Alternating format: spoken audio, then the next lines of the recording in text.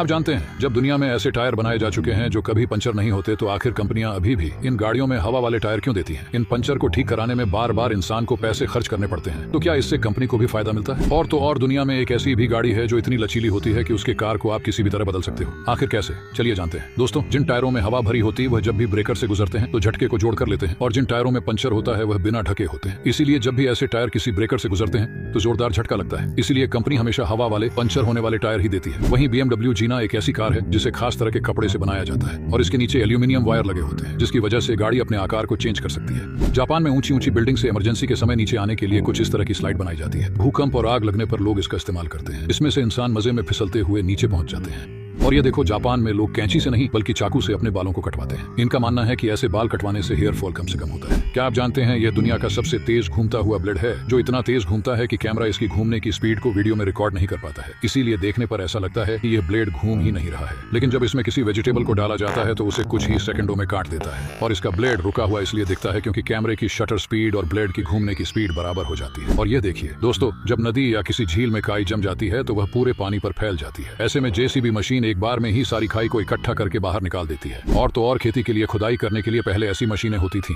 लेकिन अब कुछ ऐसी मशीनें भी आ गई हैं जो एक बार में कई फीट गहरी खुदाई कर सकती है। वहीं फसलों को काटकर इकट्ठा करने के लिए भी कुछ इस तरह के ट्रक इस्तेमाल में करते हैं, और साथ में इसको लपेट कर पैक भी कर देता है। आपने कई जगह पार्क में लगे हुए ऐसे नल तो देखे होंगे जिनमें कोई भी पानी की टंकी नहीं लगी होती, लेकिन फिर भी इनसे लगातार पानी निकलता रहता है। ये देखिए दोस्तों, इन फव्वारों को कुछ इस तरह बनाया जाता है, जहां से पानी गिरता उसी के बीच में एक ट्रांसपेरेंट पाइप को फिट करते हैं। इसी पाइप के सहारे नल को भी खड़ा कर देते हैं, और इसी पाइप से पानी ऊपर जाता है और फिर नीचे गिरता है। जब पानी नीचे गिरता है तो वह पानी से ढक जाती है, और देखने वाले को लगता है कि नल हवा में उड़ रहा है। क्या आप जानते हैं, बड़े शीशे को अगर थोड़ा सा भी मोड़ दिया जाए तो वह तुरंत टूट जाता है। और इस वीडियो में तो 7 लोग मिलकर एक शीशे को बड़ी सावधानी से उठाने में लगे हैं, लेकिन फिर भी हल्का सा दीवार से टच हो जाता है और टूट जाता है। तो आखिर शीशा भी तो रेत से बना होता है, फिर भी छोटी सी चोट से क्यों टूट जाता है, चलिए जानते हैं। दोस्तों, एक कांच को बनाने के लिए रेत को 1700 डिग्री सेल्सियस पर गर्म करते हैं। इतने तापमान पर रेत एक ट्रांसपेरेंट लिक्विड में बदल जाता है, और 1700 डिग्री तापमान से धीरे धीरे ठंडा होने पर कांच की सतह पर तनाव भी बढ़ता जाता है, और इसी कारण जब छोटा होता है तो उसके टूटने के चांस कम होते हैं।